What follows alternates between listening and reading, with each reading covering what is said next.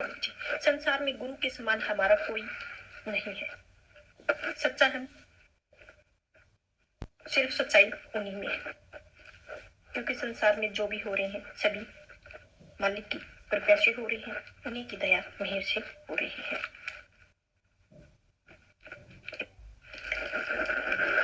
दद सतगुरु ने भली बताई, बाटा जग में गुरु समान नहीं। दाता संसार में गुरु के समान हमारा कोई हितकारी नहीं है। जो हमारा हितकारी है सच्चा हम उनकी फोटो अपने घर में लगाते हैं, अपनी दुकान पर लगाते हैं। और कई लोग यह कहते हैं कि हमें तो गुरु की फोटो लगानी चाहिए या नहीं लगानी चाहिए। इसी पर सवाल उठता है कि हमें लगानी चाहिए या नहीं लगानी चाहिए। इसी पर आज पूरा सत्संग रहने वाला है। आप जरूर सुनिए और सपोर्ट करें। आप भी आपकी राय कमेंट में जरूर लिखें।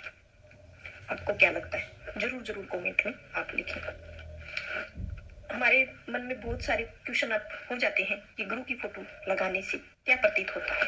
फोटो लगाने के पीछे मकसद क्या होना चाहिए, क्या लाभ है या नहीं है, क्या हानि है या नहीं है। आजकल फोटो दिन प्रतिदिन लोग बढ़ चढ़कर क्यों लगाते हैं। घर में फोटो लगानी चाहिए, दुकान में लगानी चाहिए या नहीं लगानी चाहिए। तो आज इसी पर पूरा वर्णन करते हैं। आप जरूर सुनिए, शेयर करें और आपकी जो भी राय हो वो आप जरूर बताएं कमेंट में।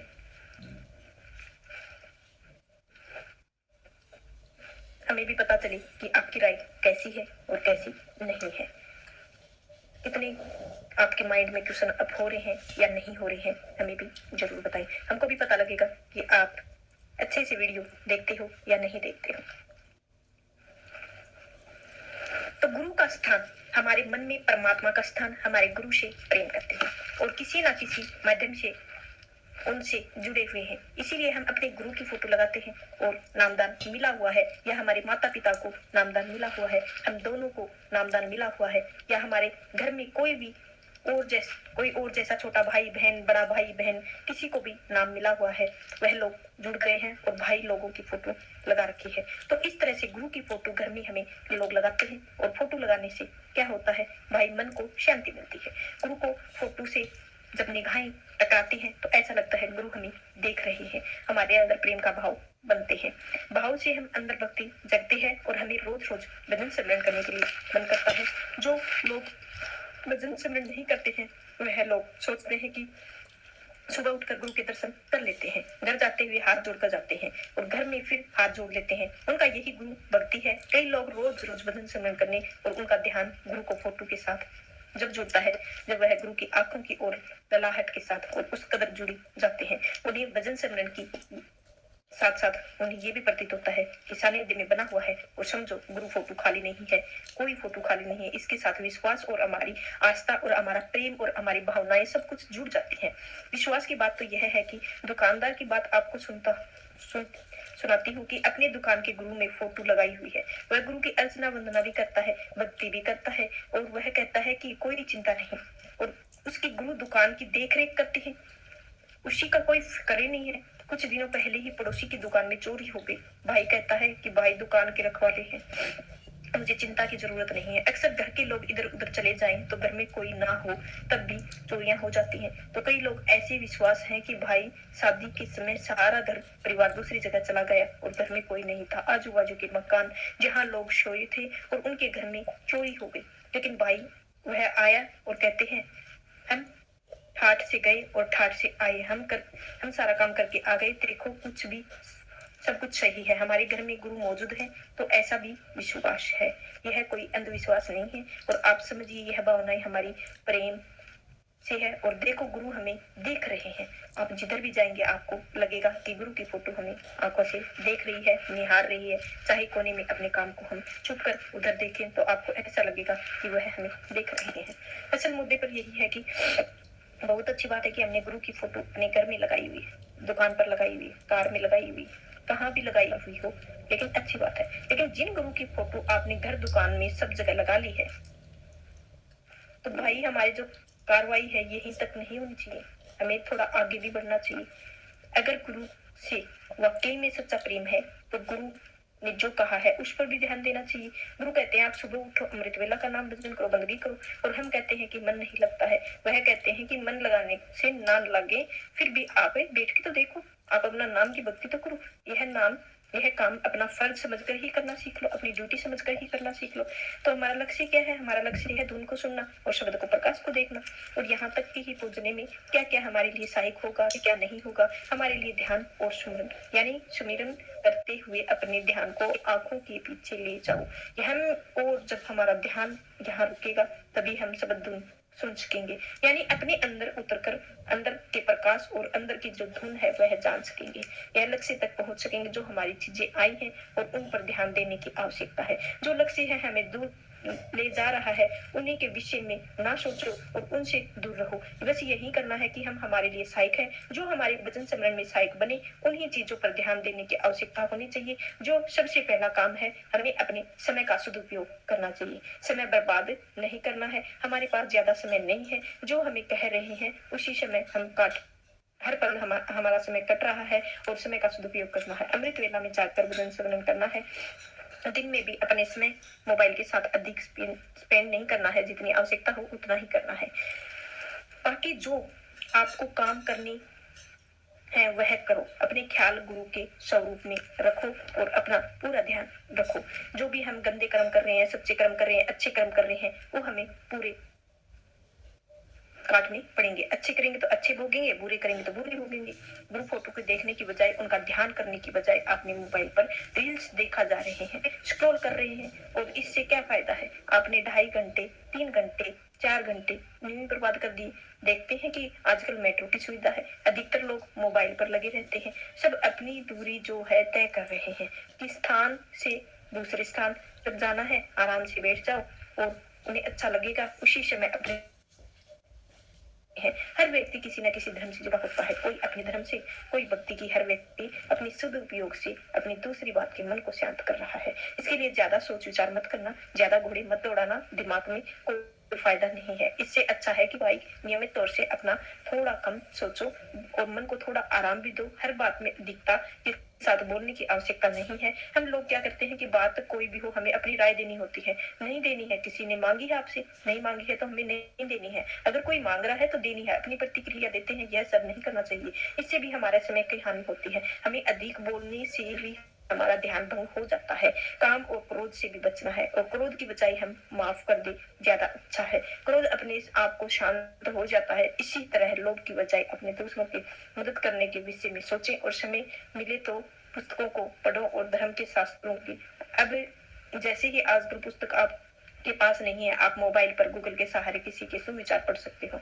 थोड़ी थोड़ी देर में अपने आप को टटोलो और मन की बातों को चिंतन कर रहे हो, वो बातें क्या है, परमार्थ से सम्मिलित है या नहीं है। इस तरह से अपनी दिनचर्या को उसको परमार्थ के साथ जोड़ दो। जो हमारी अवस्था कैसी है, वो नामदान लेने के बाद एक तरफ उठकर रख दिया है। ऐसे ही घर में हमने गुरु को फोटो लगा दी है और वह फोटो दुकान पर लगा दी है। वह केवल फोटो नहीं है, बस वह फोटो नहीं है। लोग कार में बैठे हैं, गुरु की फोटो लगाई हुई है और सिगरेट फूंक रहे हैं।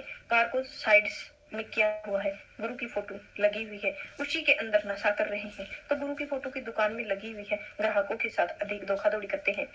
तो इसी तरह घर में फोटो लगी हुई है, कोई शर्म नहीं है, लिहाज ही नहीं है, गलत कार्य कर रहे हैं तो घर के बड़ों का सम्मान नहीं कर रहे हैं, या उनको उल्टा उल्टा बोलते हैं, या गुरु की भक्ति की करना चाहते हैं तो गुरु से प्रसन्न रहे। हर घर में बुजुर्ग की कोई इज्जत ना है और न ही अपनी समझ कर रहे हैं। गुरु की फोटो बढ़ चढ़ कर लगा रहे हैं और लगाओ, हर हर्जा नहीं है, अच्छी बात है, गुरु की यादें बनी रहें। और लेकिन भाई इसी के लिए हमें अपने अंदर में भी गुरु की फोटो लगानी चाहिए। बात तो यह है कि बने जब गुरु ध्यान करते समय हमें गुरु की आंखों की गहराई में डूब जाना चाहिए, तब तक की बात बने। जैसे जैसे शुरू में विनती की गई थी कि गुरु के सम्मान नहीं दाता है और इस संसार में गुरु के सम्मान कोई नहीं है। वस्तु अगोचर है, सदुपयोग ने बली बताई बाटा, और गुरु का क्या वस्तु है, अगोचर कहाँ है। नामदान है, उन्होंने बताई है कि भाई को व्यक्ति का नाम जुड़ा रहेगा और नाम के साथ वचन बंदगी करना रहेगा। हम व्यक्ति को लोभ, क्रोध, मोह इनसे भी दूर रहेगा, कोई भी कमी नहीं रहेगी, कारोबार में उन्नति रहेगी। लक्ष्य सिमरन भजन उसकी ओर ध्यान दे सकते हैं, और काम क्रोध कैद को रखें और लोभ को लीना नाता। काल करे सुहाल करे और ना मिले यह सादा। जो लोग भजन सिमरन के काल को टालते रहते हैं, 84 में ही पड़े रहते हैं, बार बार इस 84 में ही भुगतान करने के लिए आते रहते हैं। तो हमें इस तरह भजन बंदगी करनी है कि जिससे हमारी अंदर की शांति बढ़े और गुरु की फोटो घर में लगाएं। और संगत जी से एक ही अभ्यासी है जो नाम की बख्शिश हो जाती है। वह कोई गलती पर तो बैठता नहीं है जिससे सदगुरु नाराज हो जाते हैं। सदगुरु का मतलब शिष्य से नाराज हो जाता है। जब तक शिष्य की ऐसी हालत कैसी बन जाती है कि है केवल वही बता सकता है। जिसके साथ ऐसा हुआ है उसी के अंदर अपने सदुपयोग के प्रति प्यार हो और अपने अंदर सच्ची तड़प हो। और संगत अभ्यासी के अक्सर ऐसी ही गलतियां हो जाती हैं जिससे कि उसे ध्यान में आना बंद हो जाता है, उसे धुन सुनाई देनी बंद हो जाती है। जब उसके साथ ऐसा होता है तो उसकी क्या हालत होती है, उसे पर क्या गुजरती होगी, यह आज हम साखी के माध्यम से सुनेंगे। जो संगत आज साखी को पूरा जरूर सुनिए। और अगर हमारे चैनल पर नए हो तो आप सब्सक्राइब जरूर करें।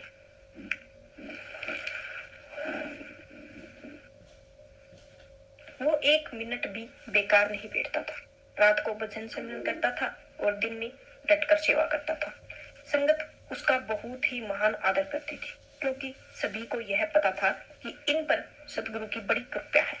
यह बहुत ही कमाई वाला इंसान है, एक सेवादार भी है और इसका सतगुरु से बड़ा प्यारा था क्योंकि सतगुरु के पास रहने लग गया था और संगत जी वहां रहकर खूब सेवा किया करता था। दिन में सेवा करता था, रात को भजन करता था। तो उसके अंदर जो पर्दा खुल गया वह जिस तरह से गरीब की चौपड़ी में हाथी नहीं समा सकता था, उसी ही तरह नाम की कमाई को हजम ना कर सका। जो भी उसको अंदर अनुभव होता था वह सब कुछ बता देता था, अंदर की बातें संगत से करने लगा था। एक बार सतगुरु ने उसे अपने पास बुलाया और समझाया कि हुक्म सिंह हजम करना सीखो, इसे हजम करना सीखो। सतगुरु महाराज ने कहा, इस समय अगर चारों वेदों को पढ़ा हुआ है वो पंडित मेरे सामने आ जाए, मेरे साथ बात नहीं कर सकता। संगत इतना ही कहने लगी कि दूर महाराज की दया है, हाथ ऊपर है, खींच लिया है। उसके बाद उसे शब्द धुन सुनाई देना बंद हो गई। बहुत कोशिश की मगर फिर कोई बात ही नहीं बनी, अंदर का पर्दा ना खुला। उसको अभ्यास हो गया और ऐसे ही मेरे साथ क्यों हुआ है। नाराज होकर वो गांव चला गया। सतगुरु महाराज जी ने चोला छोड़कर जाने के बाद वो फिर डेरे आ गए और वहीं रहने लगा। हालांकि अंदर का पर्दा बंद था और लेकिन जब भजन सिमरन करना नहीं था तो भजन छोड़ो सिमरन नहीं नागा है। तो हमें सबको इज्जत देनी है, चाहे छोटा हो हमसे चाहे बड़ा हो। ये नहीं है भी हाँ हमसे बड़ा है तो ही इज्जत दे, माँ बाप है तो ही इज्जत दे। अरे हमारे पड़ोसी हो या कोई भी हो, जो भी हमें दुखी मिले उनकी सहायता करनी है, सेवा करनी है। सत्संग में ही एक सेवा का मतलब नहीं है, हर जगह हमें सेवा की भावना रखनी है। किसी को ठेस, दिल को ठेस नहीं पहुंचाना है, हर किसी की मदद करनी आनी चाहिए। जो अंतिम समय में बीमार रहने लगा और सतगुरु बड़े ही महाराज रोज देखने के लिए जाते थे। एक दिन सतगुरु उसकी ओर जाने की वाली थे और हुक्म सिंह खुद ही वहां आ गया। सतगुरु ने कहा कि तुम्हारी तरफ ही आ रहा था। वह बोला, आपसे कुछ मांगने आया हूँ। सतगुरु ने पूछा, क्या मांगने आए हो आप? उससे, आज मुझे अपने चरणों में माथा टेकने दो। और अपने सतगुरु को बड़े महाराज जी से समझाया कि माथा टेकना पसंद नहीं करते हैं। सतगुरु की यह बात सुनकर, अगर आपको शरीर में मेरे गुरु का है तो मुझे नाम की बख्शिश हुई है, मुझे माथा टेकने दो। क्योंकि अगर मैं नहीं करूंगा तो माथा नहीं टेकूंगा तो प्रेमी शिष्य यह कैसे कह सकते हैं कि उसका शरीर सतगुरु का नहीं है। तो सतगुरु बड़े ही महाराज जी ने बड़े उस समय अपने सतगुरु का ध्यान करके उससे कहा, अच्छा तुम माथा टेक लो।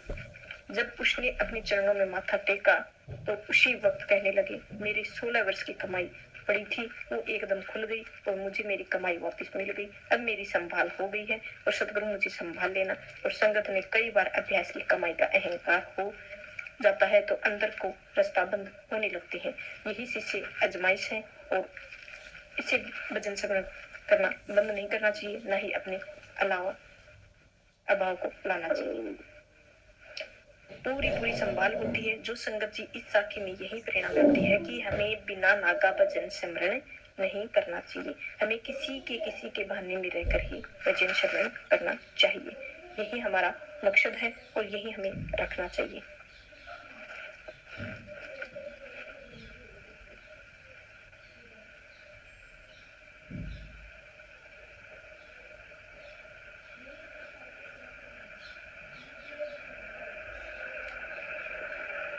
तो हम जिस मकसद से आए हैं इस दुनिया में, जो जी रहे हैं, किसकी वजह से जी रहे हैं, कभी आपने सोचा है? मकसद तो हमारा यही है कि हम सतगुरु के भाने में रहें और सतगुरु के ही कृपया से हमें जन्म मिला है। 84 लक का जो भी हम 84 जोनी काट के आए हैं, मनुष्य जन्म मिला है, उसी का शुक्रिया अदा करना चाहिए, उसी में ही हमें रचा रहना चाहिए। जो भी हमने दिए हैं कर्तव्य नियम, जो भी हमने किए हैं वो अच्छे से निभाने चाहिए। सिमरन को हमें जरूर टाइम देना चाहिए ताकि हम अच्छे से और अच्छे से इंसान की पूर्ति कर सकें, और ऐसे ही हमें पूरा सहयोग देते रहें। आज का वीडियो यहीं समाप्त होता है। राधा स्वामी जी। जी राधा स्वामी जी।